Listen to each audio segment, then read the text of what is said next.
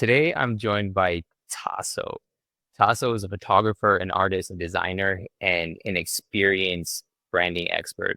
He's worked with over 350 clients. He's has experience raising over $450 million in capital. He is a serial entrepreneur with a ton of insight and experience. Taso, thank you so much for coming on the show.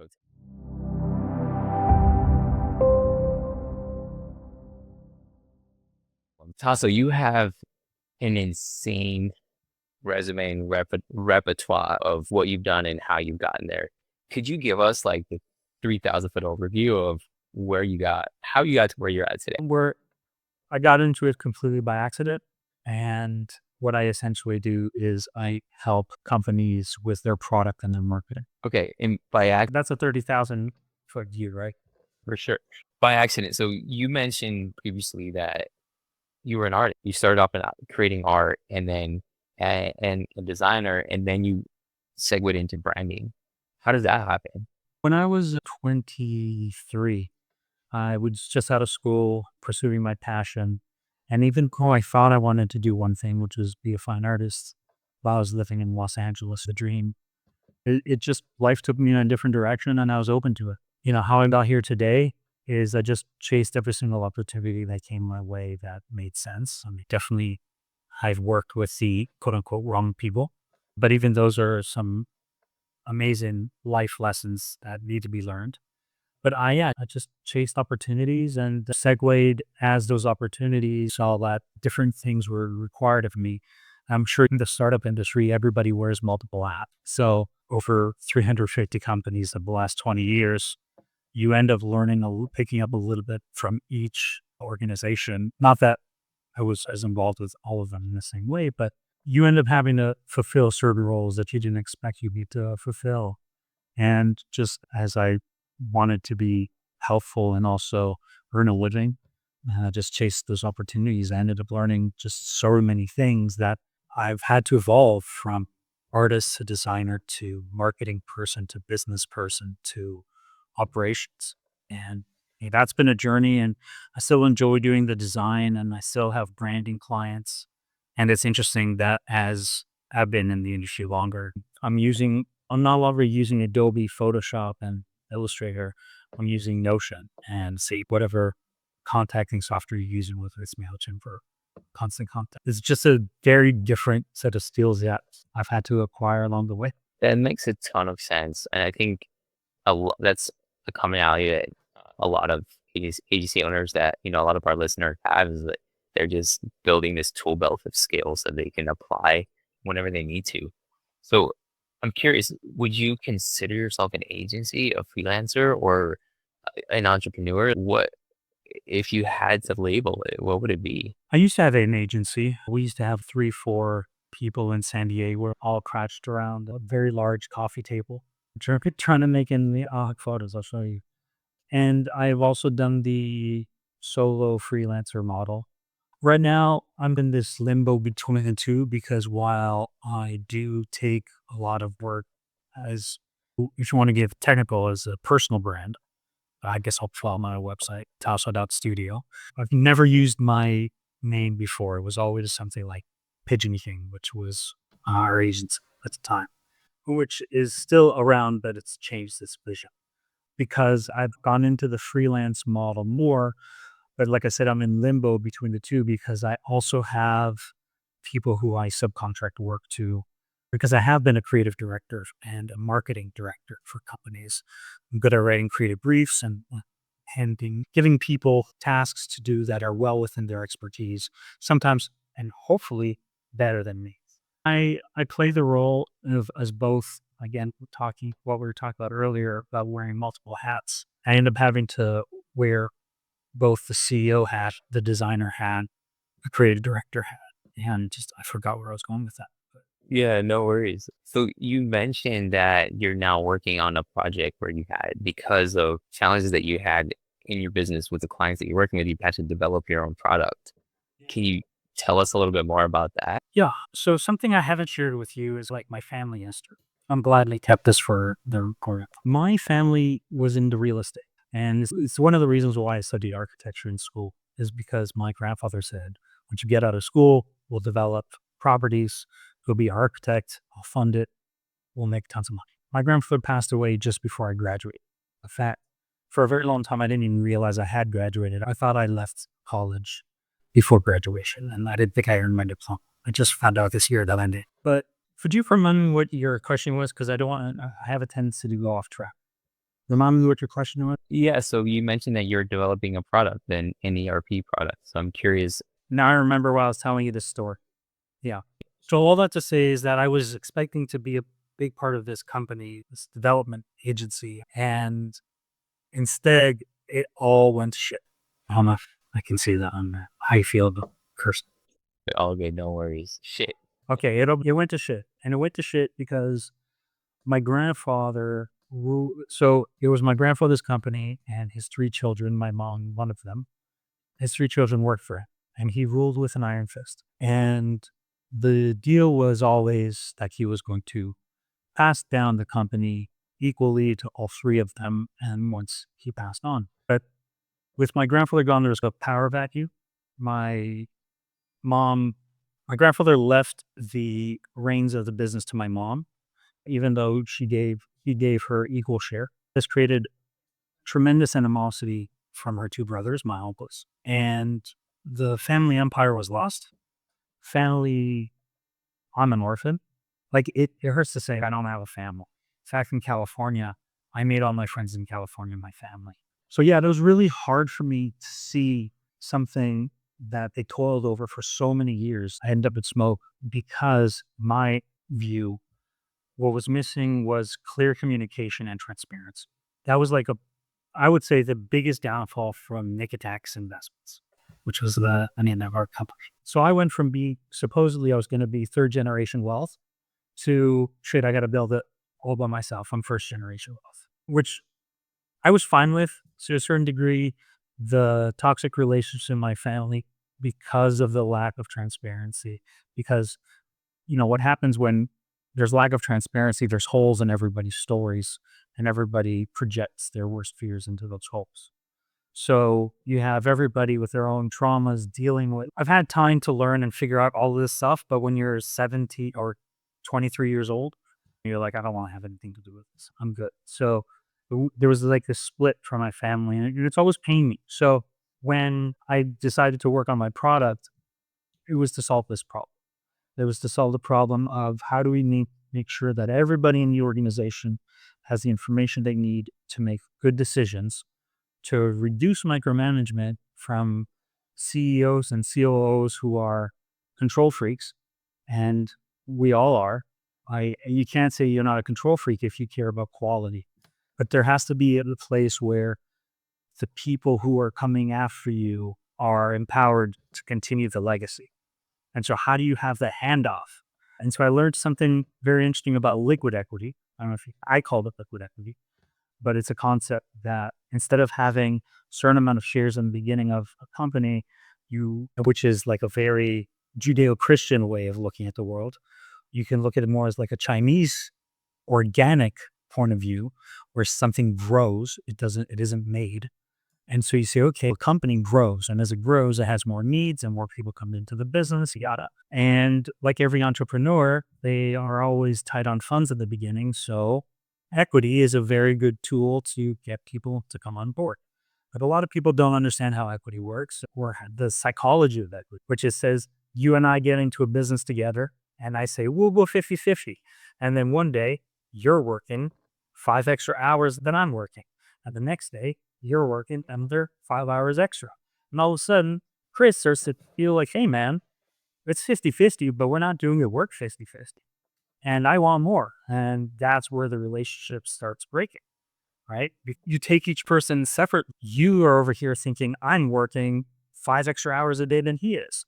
And you don't know the work that I'm doing at home that I'm not talking about. So this kind of resentment happens in every company that I see, and you have this like high turnover of people.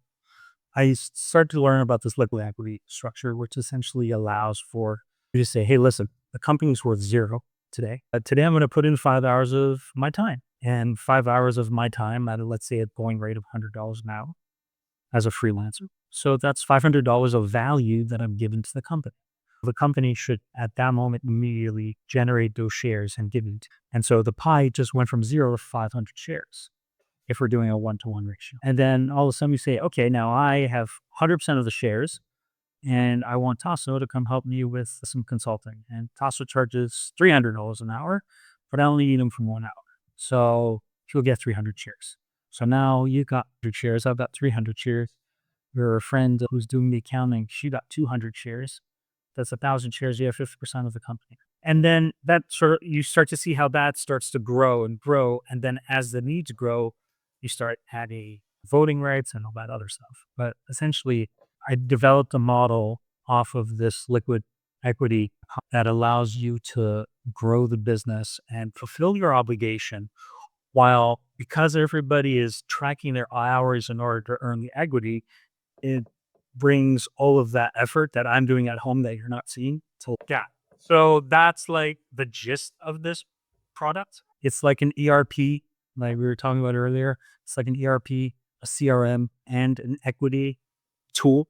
So you can distribute equity and have that transparent for everybody to see. And I've been building it in Notion because I just fell in love with Notion. I'm not a coder, but I'm starting to learn their formulas, which are based off of JavaScript now. And that's pretty simple. It's complicated work, but I like doing it. Like I'm no longer playing video games. I'm building databases. Got it. Makes sense. Okay. And naturally, the curiosity I'm having is what's the goal with the product? Is it to, I know you're using inside of one of the companies that you're working on, but is it to then introduce that to like to the world? Right now, I want to make sure that. So I'm also a video gamer. I love video games and I love getting video games that work well out of the box. I hate getting a video game that I'm waiting for the patch to come out for it to be playable. I have this need to develop something of quality, and I'm sure it's not going to be perfect. I'm definitely a perfectionist, but it served me well because people know to expect a certain level of quality from me that's consistent throughout my career. Yeah, I've taken 6 years to build it. We were a team of 3 people. It's down to just me because we weren't paying the bills. And a big problem that we had in the beginning of our company was we kept changing what our product was. It was like, what's it called? New shiny toy syndrome. And as a CEO, I did a very bad job of keeping us on track. I got excited and I had money, so I didn't care. But when the money started getting lesser and lesser, I had to disband the team and say, I'm going to still work on it, but I need to figure out now what I'm going to do because COVID hit, jobs went, I had no jobs. I was already saying no to jobs. And the market, by the time COVID hit, was responding to that and say, okay, we're not going to give you any jobs because it's so much word of mouth. So I put myself into the hole. If you look at the hero's journey, and definitely in the dip for the last few years. But recently, like you mentioned, I've been introducing the system to some of my clients as I started getting back into freelance in order to make ends meet. And it was a godsend because I essentially onboarded these customers without their knowledge. So I became my own case study because I was working for them and I was using the system for them and they didn't know how to use it. But at the very least, I can improve the systems so that at some point I can introduce them to the system, which is its own thing. But to answer your question, yes, the goal is to iron out the kinks. Like every entrepreneur, I've bloated my product with way too many things. So there's going to have to be we're going to have to cut things down. But I'm using Notion to build my prototype to test it with my customers or my clients so that later I rebuild it in probably my own server, my own database, everything, just so it can be fully secure and it can be faster because Notion, it's great, but it can be slow and it doesn't work optimal. So there's a few reasons to get off of Notion, but for now, it's amazing. So yeah, I'm just in testing phase right now. And then when it gets to the point where the app I think is functional and it's intuitive, that's when I'm gonna be releasing it. So yeah, if you're interested, I'll happy to give you a demo later. It would probably be of use for you too. I would love to take a look at it once we feel prepared. One thing that you mentioned earlier, and I found really interesting, you mentioned that you have experience raising over $450 million in capital. I think this is really interesting for business owners, entrepreneurs, agency owners, because like ultimately all of our clients and the businesses that we partner with, at some point, capital is going to be a constraint. And I'm sure some of us feel that now. Can you share your experience and what was the one lever that allowed you to be able to raise that amount of It capital? wasn't all for just one company. That's 20, I would say 10 years of capital raising. So I guess that's an average of 45 million per year. If you consider that I get something like 20 to 24 clients a year and a third of them are doing pitch decks, it starts to be like $2 to $3 million around there per pitch deck that I end up doing. If you're asking for pointers, I would say, and people probably already know this, but maybe this is just a reminder. Your pitch deck beats that to three basic questions: why this, why now, and why you, and in that order, because that's the correct order in order to pique people's interest in wanting to know more and wanting to invest. With that basic framework, you essentially develop a presentation. Knowing who your investors are is very important as well, because you're going to speak to their needs. Another big part of raising capital, I think, are the teams.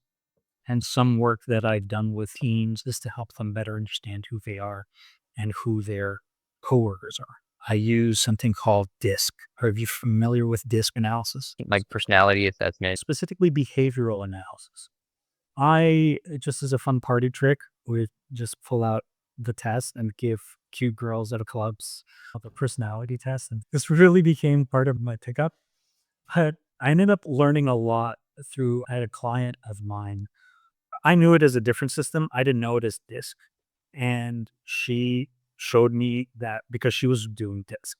She showed me that I was the system that I was using all these years was DISC, and that's when I really got deep into it because I didn't realize there's so much literature on it. So often, what I find, remember what we were talking about earlier about how we project our biggest fears into gaps in stories.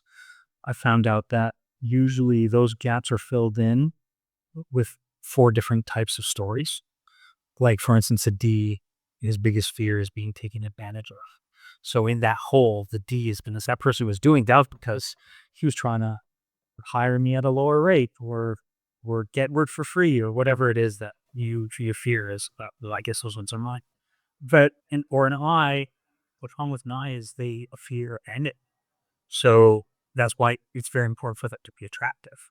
And so in that gap, they're going to throw in their fear of, oh, they're unattractive. So when you start seeing how relationships start to fray because you have two different type of personalities and one person is hiding information, the other one is being completely open, let's say, they think that the other person is like them, but they don't realize that they're triggering each other. And that's just one example. Then you just have a company that, whether if there's five people in the company, there aren't five relationships. It's five times four times three times two times one relationships. It's five factorial. So what is that? 20, 60, I think it's 60 relationships, 60 different pairings, different parents. Yeah, I found out quickly that often teens in the beginning of their journey, they self-sabotage each other because they're trying to force each other to do things that aren't within their skill set and they don't understand and they project their own shit. A big part of if I was coaching a company to raise money for investors, a big part of that for the ones that I wanted to invest my time in was getting the team to really understand who they are, doing some power shops, understanding. And if you're on sales, it's really important to notice as well. If you're in marketing, you're important to notice as well. And this also get gotten a little bit more in tune to feel more comfortable around other people. Because when you understand that DISC is really just survival strategy, this is four different survival tactics based on four different worldviews. Then if you can spot it quickly in the other person, or if you can analyze it, ask a few questions to get there, then you know what kinds of things they value, what motivates them, and you can speak directly to them. So you can get that. So if you're speaking to an investor who's got all the money in the world and he cares about legacy, and you're not going to talk to them about money, you're going to talk to them about legacy. If you're talking to an I where they don't even want to have the conversation about money, talk about the impact you're going to have on them. Yeah, just some fine tuning really there. So essentially improving their presentation, their value can be seen, and then helping them back up that value through psychology. That's what I did for some companies. Not all of them. That's probably 10 I've done that for. But yeah, I raised a lot of money through pitch decks and some basic psychology frameworks. Thanks for sharing. Super insightful. Given that, I'm curious how when you're going into a company and you help them raise money, what are the challenges that they face after they've raised money when it comes to like marketing, sales, and growth? And how do you solve those challenges? That's challenging for me to answer because I usually don't stick around long enough to see what those challenges are. But if I'd have to guess, I would say my initial thought is it's a problem with CEOs losing their vision. In the product that I've been developing, a big part of it is developing your brand. Who's your target customer? What's your vision? What's your mission? What's your point of difference or your positioning strategy, if you will? What are some philosophies you hold? That kind of stuff. Like develop a brand avatar. And so all this is done because the most CEOs who I've met are scatterbrained. They've got a lot of things going on, have a lot of fires to put out. They're stretched way too thin. They don't remember half the shit they agree to. And it's very easy. One of my favorite books is The Four Agreements. Have you read it? Yes, one. Yeah. I think number 4 is be impeccable with your word. And a lot of CEOs are not impeccable with their word. And it's not because they don't want to be, it's just because they're inundated with everything. I believe that if company, once they get funding, if they don't do well, it's because the CEO has lost track of his vision, of what he's doing and why he's doing it. As long as he's on track, everything will be on track. In Greek, we have a saying which means the fish smells from the head. And if the fish is the company, the head is the CEO. If the CEO isn't doing his job, the whole fish is wrong. I would say CEOs should focus on their vision and then just make sure that they don't let the tax man take the money out. Say, get out to the financial planner. Make sure you structure your company. I've been like obsessed with how did my lawyer tell me to say it? Hold on. He said it was tax arrangement. You're at your tax arrangement. That's a whole other podcast. I'm sure we can go into that. Getting ready to wrap up here, Tasso. It feels like your personal brand has been one of the keys to your personal success. And so I'm curious for other entrepreneurs and owners that are listening, how do you think about developing a personal brand and how do you continue to grow that? I would say that developing the personal brand is very similar to developing a corporate brand with a few additions. So you still got to do a brand brief. You still got to talk about who your target market is and all that stuff. So you got to get your IP handled.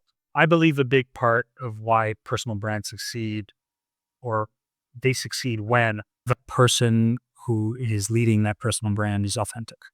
And I'm not saying anything new, everybody knows this. Like when I think about some of the people who are very hot right now and who just came out of nowhere, at least seemingly, as like Hormozy, right? Yeah. Hormozy wears his fucking shorts and his tank top and his nose thing. I don't even know what those things are called. And he left, yeah, nasal shirt. And he's got the beard and the hair. And I get it, right? Like I see it. And I gotta say, I look at him and I'm like, damn, he did it sooner than me. I'm like, a lot of the things that Hormozy talks about, I'm like, I gotta give him credit. He's onto something, and it works where it normally wouldn't work. Like when I was considering the brand that I wanted to put out there, I was thinking about a strategy on how to develop this character Taso and talk about myself in the third person because it wasn't me, it was something else. And then I look at Hormozy and it works. Why? Because he's himself. And often, like in the beginning of my career, I was like, oh, choosing the name for your company is vital, so important. And then I started thinking, yeah, but you've got people like Arnold Schwarzenegger, right? I still don't know how to spell his name. I've and I'm a big fan. I've read his book. I was even at one of his rallies in California when he was running for governor, right? I don't know how to spell it. If you ask me, I'll just Google it, right? And so, I, like, I started to see how personal brands, the reason they work is because they're who they are and they're not changing for anybody. especially where we have now people are really buying personality more than they're buying a product. Like, I'm not you. I'm like one of the 1,000 people I'm sure out there, maybe even more. But people are going to be drawn to maybe the way that the values that I have, or maybe they're a CB like I am in this personality. That's one part. And then something I learned very recently through my fiance is using the right colors. Now, sounds completely superficial. And you would say, how would you even equate this to the authenticity? And it goes in authenticity. Because I've learned that people have a unique color. You may have heard of this seasonal analyses. Yeah, you've heard of it? I've heard of matching skin tone with like clothing and color palettes.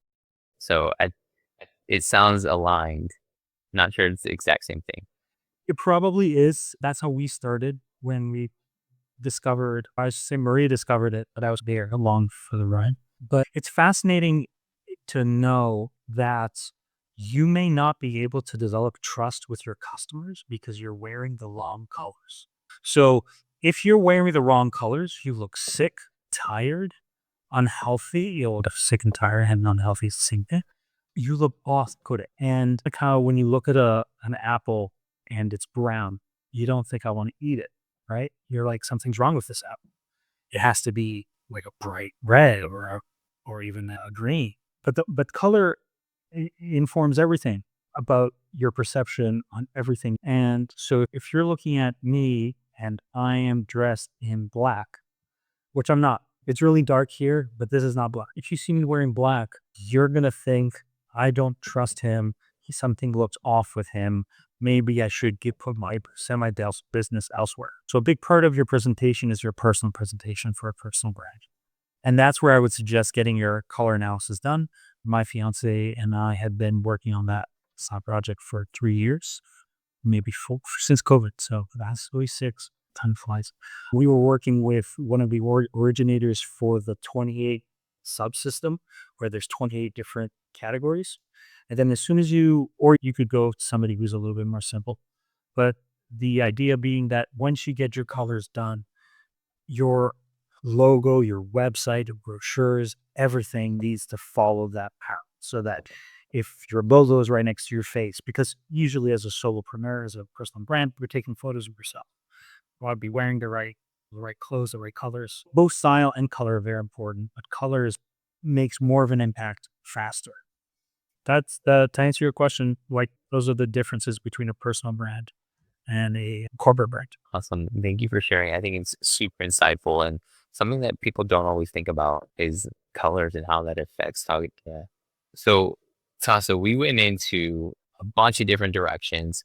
I would love to continue the conversation in the future and go deeper on a few different things. But for our listeners, anyone that found interest in what we spoke about, that is interested in learning more about you, where can they find you? Where can they learn more about everything that we spoke about today? My socials are all Tasso Art, TASSOART. So Facebook, Twitter, or X, Instagram, all of that stuff. I used to be very big on social media. I no longer am. But if they want to send me a message, I don't even read emails anymore. I'm on Telegram. My username is the same, Tasso Art. And if you wanted to take a look at my portfolio, it's tasso.studio. It's been a pleasure. Thank you so much for coming on the show today. Thanks so much, Chris. Not a problem.